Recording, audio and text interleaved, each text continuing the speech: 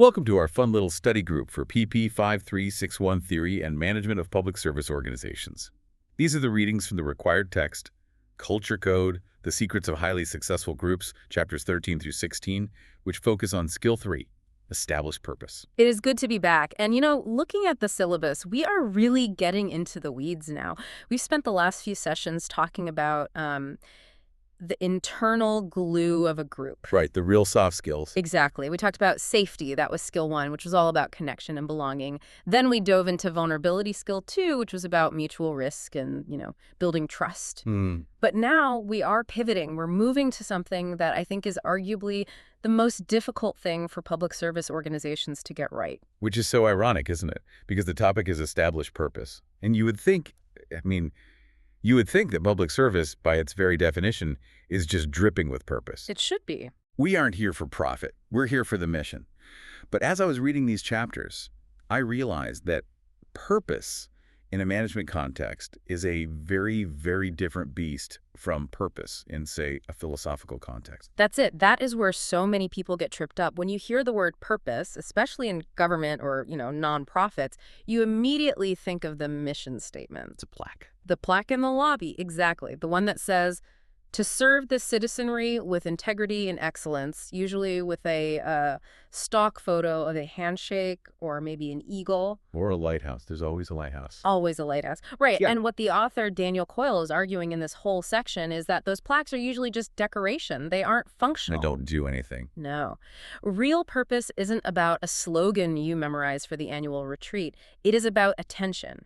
It's a specific mechanism for solving a navigation problem. It's the living answer to the question, why are we doing this specific task right now? It's the bridge between this exact moment and the future goal. And to really, hammer this home, Coyle doesn't start with a nonprofit.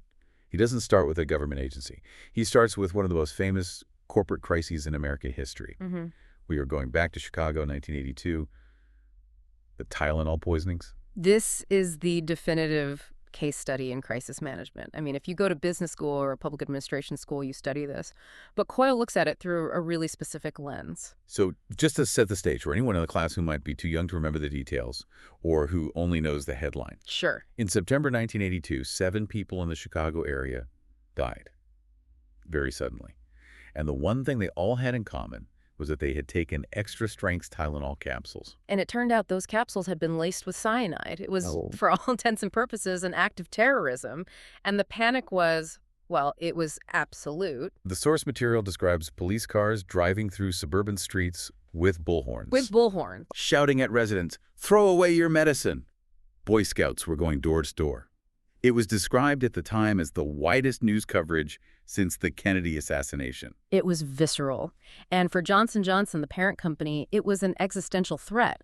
Tylenol wasn't just some product, it was their flagship. The biggest in the world at that point. The most profitable product in the world, yes. And suddenly, the brand Tylenol was completely synonymous with death. Marketing experts at the time, they wrote its obituary. They said, this brand will never sell another pill. It's over. So, okay, let's put ourselves in the shoes of the CEO, James Burke. He's sitting in this war room at headquarters. They've got paper taped to the walls to track the news. He has the FBI on one phone line, the FDA on the other. And this is the part that I think is so relevant for our public service listeners. The advice he was getting. The advice he was getting from the government agencies was very, very specific. Yes, that's a crucial detail. The FBI and the FDA told Burke explicitly, do not do a national recall. Wait, really? The FBI told him not to recall the poison?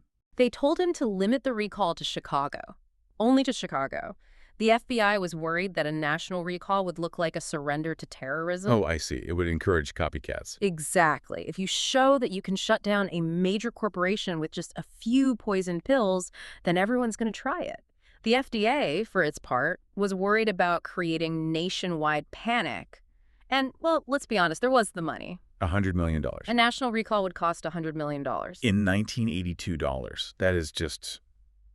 It's a staggering amount of money. Yeah. It's a career-ending amount of money to burn if you don't have to. It is. So, logically, Burke has every reason in the world to listen to the FBI.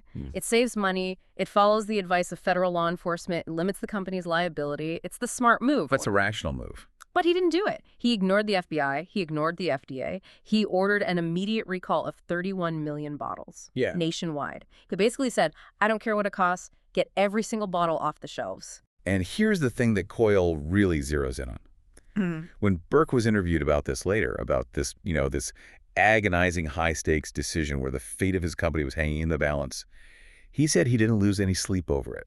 He said the decision was simple. He said it wasn't agonizing at all. Which sounds, it sounds either arrogant or maybe delusional until you understand the mechanics of why it was so simple for him. And this brings us right to the core concept of this chapter.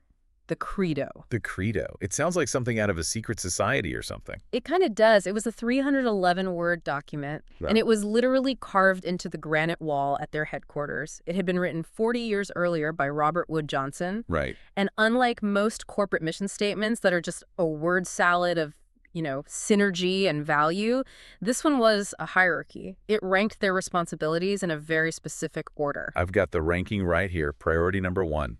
The doctors, nurses, and patients. The people who use the product. Priority number 2, the employees. Priority number 3, the community. And then dead last. Dead last. Priority number 4, the stockholders. Stockholders were last, explicitly last.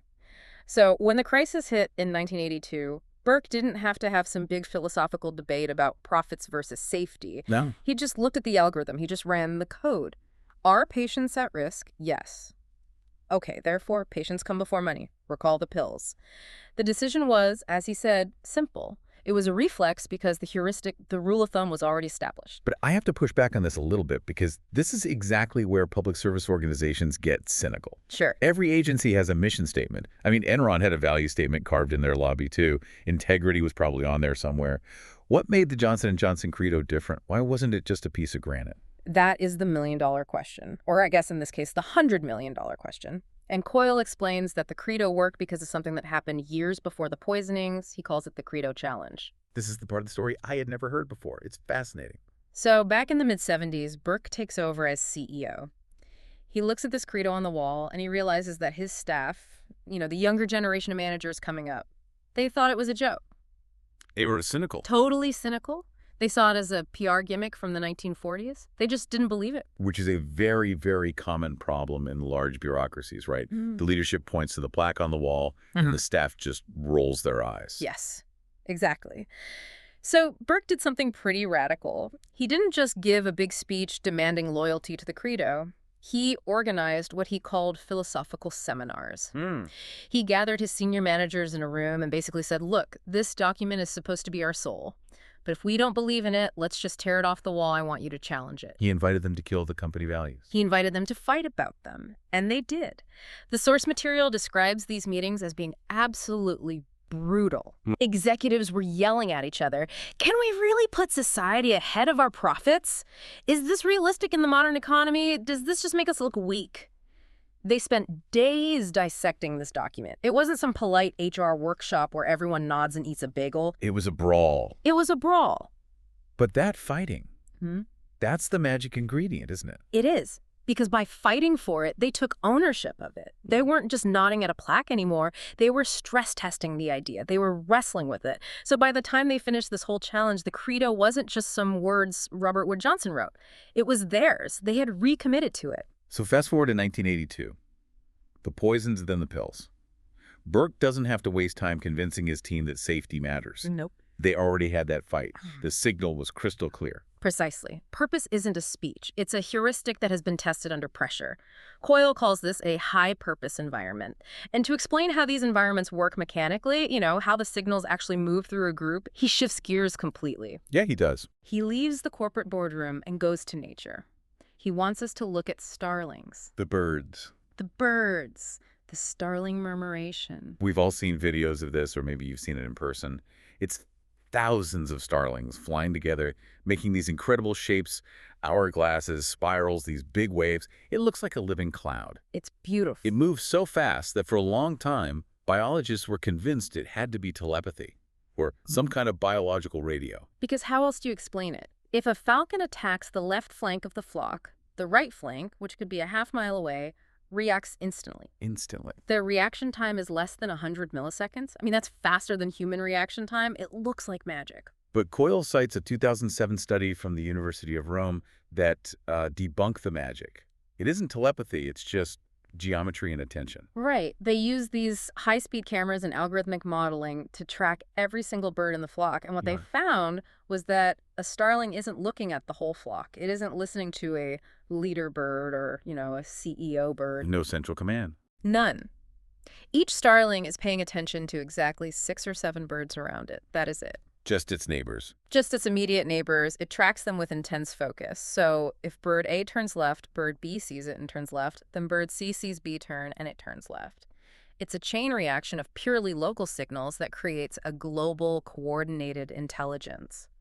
So the purpose of the flock isn't some command sent from the top. It's just a constant network of tiny signals. I am here, we are going there, danger is over here. Exactly. And this is the core insight for our listeners in PP 5361. We tend to think of purpose as this big, glowing light that shines down from the director's office or the president.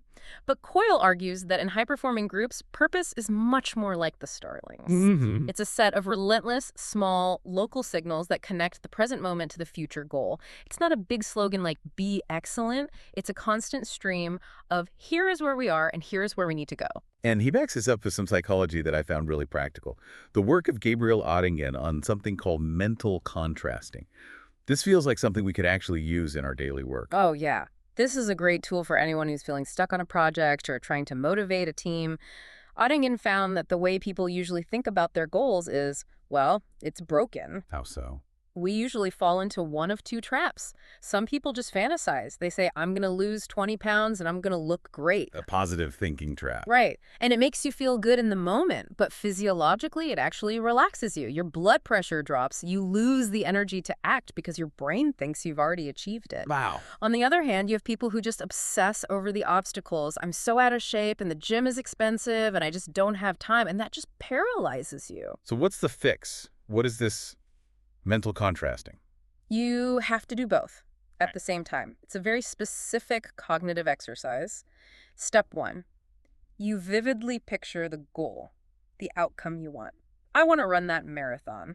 Okay. Step 2, you vividly picture the main obstacle, the harsh reality of right now. My knees hurt and it's pouring rain outside. When you hold those 2 opposing images in your head at the same time, it creates a kind of structural tension. Your brain instinctively wants to resolve that gap. It's like stretching a rubber band. You've got, here is the future, snap, and here's the present, snap. The tension is what pulls you forward. And that is exactly what a purpose signal does in an organization. It constantly points to that gap. Think about the Tylenol credo again. We're here, profits are good, but our real goal is over there, patient safety. If there's a gap, we have to move. Coyle also brings in the famous, or maybe infamous, Robert Rosenthal experiment to show how stories can create this exact kind of signal. Ah, yes, the Harvard test of inflected acquisition. I love this story because it reveals so much about human nature, even if the ethics are a little 1960s. Chuckles. The ethics are highly questionable by today's standards, for sure. But yes, 1965. Rosenthal goes to an elementary school. He gives the kids a standard generic IQ test. But he tells the teachers, this is a special test from Harvard. It identifies high-potential students who are about to experience a massive bloom in intelligence. Which is a total lie. A complete fabrication. He just picked 20% of the kids at random. He pointed at little Timmy and said, Timmy is a genius about to bloom. But here's the crazy part. When he came back a year later, the random kids had bloomed. No way. They gained massive IQ points. The first graders in the study gained an average of 27 IQ points. 27 points. Yeah. Just because the teachers believed they were special. Right, because the teachers had a story in their heads. This kid is special. And so without even realizing it, they changed their signals to that kid. They smiled more. They waited longer for answers. They gave more detailed feedback. They created a high-purpose environment for those specific kids, and the kids just rose to meet it. This links perfectly to the Adam Grant study mentioned later about the call center. This one is huge for public service because so much of government work is, it's behind the scenes. It's thankless. Oh, the University of Michigan fundraising study. This is essential reading for anyone doing thankless work. Yeah. You have a call center. They're asking alumni for donations. It's brutal work. The rejection rate is 93%. Turnover is sky high. People hate it. So Grant tried all the standard incentives, bonuses, pep talks, you name it, nothing worked. Then he brought in a student named Will, Just his student. a scholarship recipient. Will literally just stood there for 5 minutes and told the call center workers, I'm from a poor family. The money you guys raised paid for my tuition. It completely changed my life. Thank you. That was it. A 5-minute talk. And the result? Revenue went up 172%. What? That is insane. Almost double the productivity just from being one person for 5 minutes. It's the Starling effect again. Before Will walked in, the workers were just making calls. They were birds flying blind. Will provided the signal. Here is the direct result of your work. He connected the tedious task, which is the call, to the meaningful outcome, which is the scholarship. That link, that's what creates the energy. So if we summarize the mechanics here, purpose isn't magic. It's not a mystical force. It's about creating a clear line of sight between the work you are doing right now and the person you are helping in the future. That's a perfect summary. Okay, so that's the theory. Starlings, signals, mental contrasting. I want to see this in the wild. And segment 2 of the book takes us to a place I did not expect to find in a management textbook. Chuckles, right. The Euro 2004 soccer tournament and the problem of hooligans. This is one of my favorite case studies because it deals with the public safety nightmare, the English disease. For decades, English soccer fans had this reputation for being terrifying. At the previous tournament in Belgium, there were massive riots. We're talking tear gas, water cannons, over 1,000 arrests. It was basically urban warfare. So Portugal is hosting in 2004, and they are, understandably, panicking. Rightfully so. They prepared for war. They spent $21 million on riot gear. They bought new water cannons. They trained attack dogs. They were ready to crush the rebellion. But then they brought in a consultant. A social psychologist named Clifford Stott. And Stott looked at their whole plan and said, you are making a huge mistake. What was his argument? Because usually when you expect violence, you prepare for violence. That seems logical. He argued that riot gear causes riots. Think about the signal you send when you dress up like RoboCop. You are standing there with a shield, a baton, and a helmet. You are signaling you are the enemy. We expect violence from you. And people rise to the expectation. Exactly. Stott said that if you treat a crowd like a dangerous mob, they will bond together as a dangerous mob to fight you. It's a self-fulfilling prophecy. So he proposed the opposite. The press called it the hug-a-thug method. Which Stott hated, by the way. He really hated that name. But it stuck. His plan was no riot gear. Instead, he deployed liaison officers. Okay. They wore these light blue vests, high-vis but friendly, no helmets, no shields. And he specifically selected officers who had the gift of the gab. He didn't want the toughest guys. He wanted the chatty ones. Their orders were to go into the crowd and just hang out. Hang out. Talk about soccer. Who do you think is going to win? Where are you from? What do you think of that last goal? Yeah, it sounds so naive. You have thousands of drunk, rowdy fans, and you're sending in guys in blue vests to just chat. It sounds suicidal, but look at the mechanics. There's a specific example about a soccer ball that explains perfectly why this worked. Imagine a crowded plaza. A bunch of fans start kicking a soccer ball around. It's fun, but it's getting a little rowdy. The ball hits a cafe table. Maybe it hits a tourist. The standard police response, the proficiency response, is to rush in and grab the ball. Stop the disorder immediately. But Stott says, if you do that, you start a riot. Because now you are the fun police. You are the aggressor. The crowd unites against you. So what was the blue vest rule?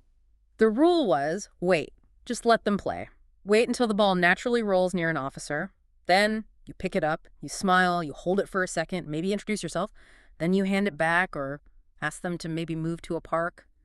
By doing that, you're signaling, I am playing by your rules. I am part of this group, not an external force. It totally changes the US versus them dynamic. Completely. And the results were just staggering. In the zones where Stott's method was used, with over 1 million fans drinking and partying for weeks, there was exactly one arrest. One single arrest. And the defining moment came when a Portuguese officer from the old school, who wasn't part of the program, lost his temper. He grabbed a fan and threw him against a wall. And that's usually the spark, right? The crowd swarms the cop. That's what usually happens. But in this case, the English fans didn't attack the cop.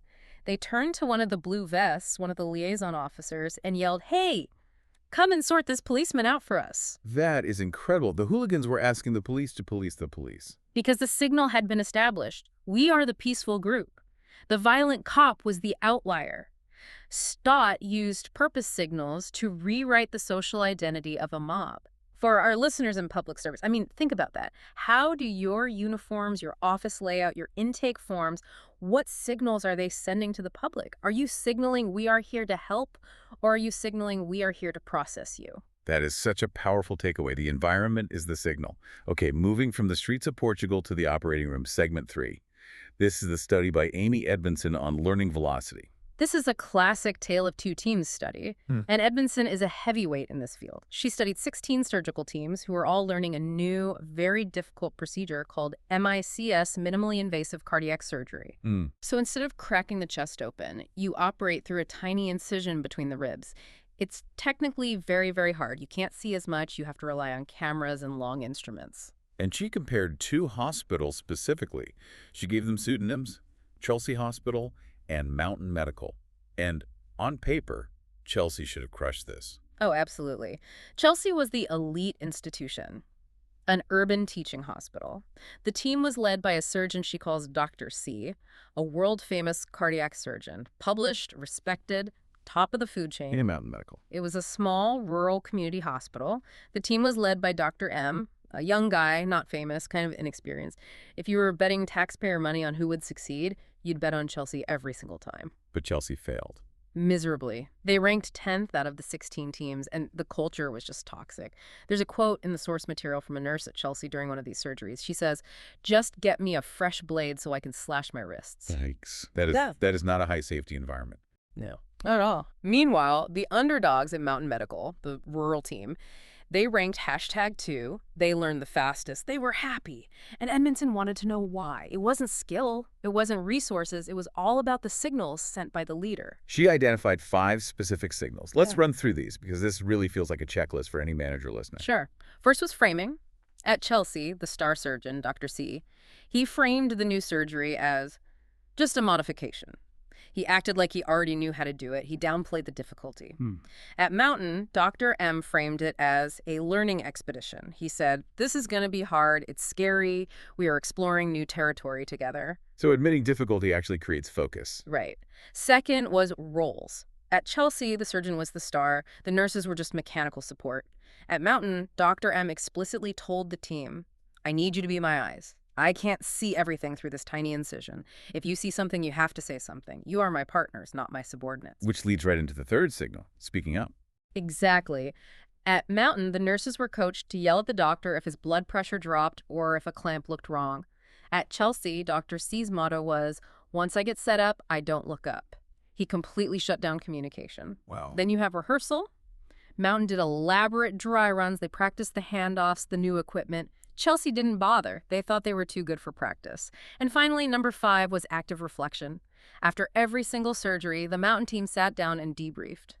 What went wrong? What can we fix for next time? The Chelsea team just scrubbed out and went home. It really highlights that experience can actually be a trap, can't it?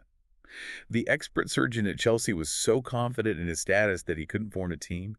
The young surgeon at Mountain used his lack of status to build one. That's it, exactly. He wore a head-mounted camera so the rest of the team could see what he was seeing on the monitor. That is vulnerability and purpose all rolled into one. The metric here isn't experience, it's learning velocity. How fast can a group go from "we don't know" to "we know"? The signals at Mountain accelerated that process. The signals at Chelsea put the brakes on. This leads us nicely into segment 4, because Coyle makes a distinction here that I think is critical for government work, for any large organization, really. Yeah. The difference between leading for proficiency and leading for creativity. Yes, this is where so many leaders get confused. They try to use the same tools for completely different jobs.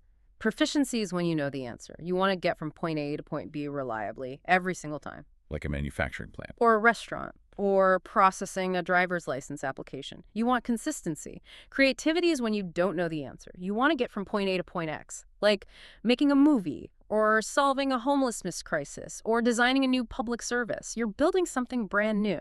And the leadership style has to match the goal.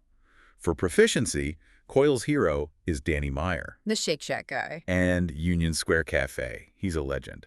New York restaurants are a bloodbath. Something like 80% fail in the first 5 years. Meyer wins every single time. His goal is proficiency. exceptional service every time. And he does this by flooding the zone with heuristics, simple rules of thumb, Catchphrase. lots of catchphrases. Read the guest, connecting the dots, skunking. Wait, skunking, what's that? Skunking is when you let your bad mood spray onto everyone else. The rule is, don't skunk. But my favorite is the excellence reflex, or the story about the salt shaker. Tell the salt shaker story. It sounds so trivial, but it's the whole philosophy in one tiny move. Right. So if Meyer's walking through one of his restaurants and he sees a salt shaker on a table that is slightly off-center, he walks over and moves it back to the middle. Okay. Now, does the customer care if the salt is 2 inches to the left? Of course not. But Meyer isn't moving it for the customer. He's moving it for the staff. He's sending a signal. We notice everything. We notice everything. We care about the tiny details. It sets the bar. If we care this much about the salt shaker, you can be damn sure we care about the quality of the food. It teaches the staff to always be looking for things to fix, to make better. Coyle compares these heuristics to slime molds, which is a little gross, but it's really accurate. Uncles, it is. A slime mold is just a single-celled organism. It has no brain, but it can solve complex mazes to find food. How? It just follows a few simple rules. If it's dry, wait. If it's wet, move. If there's food, connect. Meyer's staff are independent agents. They can't run to the boss every time a customer is unhappy. They need these simple rules, these heuristics, to make complex decisions on the fly. Like the Chateau d'Yquem story. This waiter overhears a couple talking about how they wish they could afford this famous, very expensive dessert wine. He doesn't ask a manager. He just goes and brings them each a free glass and says, I heard you talking about it, and I wanted you to try it. He gave away like $50 of inventory. Yeah? But the rule, the heuristic was, write a great final chapter for the guest. So he did it. He was empowered. And then we have the flip side, creativity. If Danny Meyer is all about doing it perfectly every time, Pixar is all about failing as fast as you possibly can. Right. Ed Catmull, the founder of Pixar, his problem is completely different. He's not making burgers. He's trying to make Toy Story. And he explicitly says all our movies suck at first. He calls them ugly babies. He is brutally honest about it. He says Frozen was a total disaster in the early drafts. Up had a floating castle on an alien planet. They were just bad ideas. So Catmull's purpose isn't don't make mistakes. It is build a system that survives mistakes. He calls himself a creative engineer. And he does things that seem so counterintuitive, like the story about the Pixar building itself. The Brooklyn building, it's this massive, beautiful campus that Steve Jobs helped design. But when Coyle visited, Catmull just points at the huge atrium and says, this building was a mistake. Wow. And he starts listing all the design flaws. The hallways are too narrow. The atrium is too echoey. It doesn't encourage conversation. He does this to model fallibility. If the president of the company can openly admit he screwed up a $100 million building, then a junior animator can feel safe enough to admit, hey, this scene I drew isn't funny. It's all about removing the fear of error. And he changed the whole Disney animation system based on this idea. Yeah. When he took over Disney, they were making flops like Home on the Range. He came in and instituted the Brain Trust. The Brain Trust is the engine of Pixar. It's a meeting where directors show their work, their ugly babies, to a group of other directors. And there are 2 key rules. Okay. Rule 1, you must be candid, brutally honest, no pulling punches.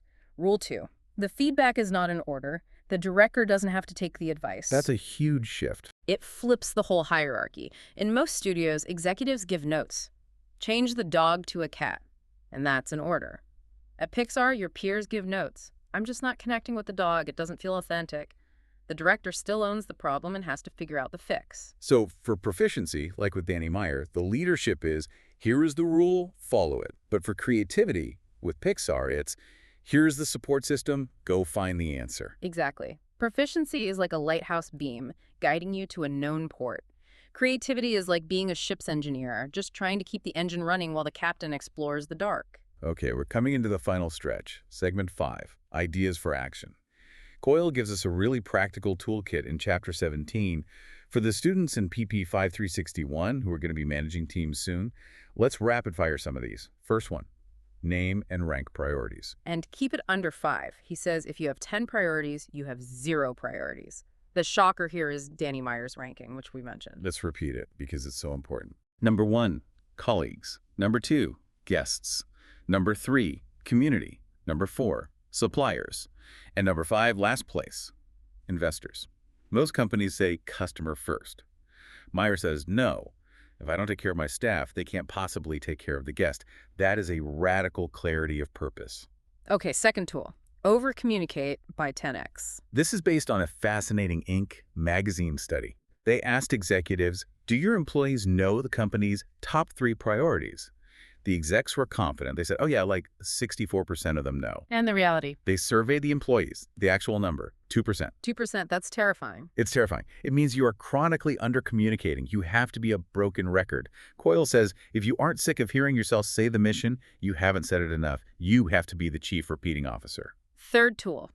Measure what matters. We saw this with the Adam Grant call center, but the Zappos example is even better. Don't you say Ed Zappos. He wanted his company to be about connection. But standard call centers measure average handle time. How fast can you get the customer off the phone? Right, efficiency. Shea banned that metric. He started measuring something called personal emotional connections, or PECs. And there is a legendary true record of a Zappos employee staying on the phone with a single customer for 10 hours. 10 hours. What were they talking about? They talked about movies, life, moving to a new city, everything. And at the very end, the customer bought a pair of UGG boots. From an efficiency standpoint, that call is a total disaster. But from purpose standpoint, it's a legend. It signals to every other employee, we value connection more than speed. Incredible. Okay, fourth. Spotlight bar setting behaviors. The Quinnipiac hockey example, 40 for 40. The coach, Rand Pecknold. In hockey, back checking is when a forward skates all the way back to play defense. It's exhausting. It's completely invisible in the stats. Nobody cheers for a good back check. Pecknold calls it 40 for 40. Do it every single time. And when they watch game tape, he pauses the video. He ignores the guy who scored the goal. He spotlights the guy who skated his guts out on defense 40 feet away from the puck. And he says, that is who we are. He aligns the status reward with the unglamorous behavior he wants. We're wrapping up now. The book ends with a personal story from Daniel Coyle himself, the epilogue. He tries to use all these techniques on a group of middle schoolers, the power of the pen writing team at a Montessori school. It's a really sweet story to end on. He realizes at first he was being a sage on the stage, giving speeches. He switched his approach. He started sitting elbow to elbow with them. He used vulnerability. He brought in his own rough drafts of the culture code. No way. Yeah. He showed the kids his pages full of red ink, his bad paragraphs. He showed them that real writing is a struggle. He used catchphrases like power of the problem and use your camera. And the result was Johnny McTuff. Johnny McTuff. Chuckles. Curson, this really shy kid, started writing these absurdly funny stories about a high school football player who refused to accept help from anyone. And the team bonded over fixing these stories. They laughed. They found their inside joke, and they ended up winning the district trophy. But Coyle makes the point that the trophy wasn't the real purpose. The purpose was the group itself. And that leads us perfectly to our final provocative thought for the day. We've talked about saving patients with Tylenol, serving food with Danny Meyer, making movies at Pixar. But in almost every single one of these cases, the most successful groups prioritize their own relationships above the external mission. It's a paradox, isn't it?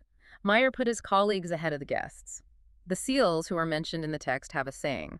They prioritize the team above the mission. So maybe, does focusing solely on the customer or the end goal actually undermine the very culture you need to serve them? That's the question to wrestle with. Perhaps the ultimate purpose of any group is simply to be a good group. If you get the us right, the work somehow takes care of itself. Something to chew on before next week's class. Thank you for joining this deep dive into the Culture Code. Good luck with the readings, and we'll see you next time. Stay purposeful.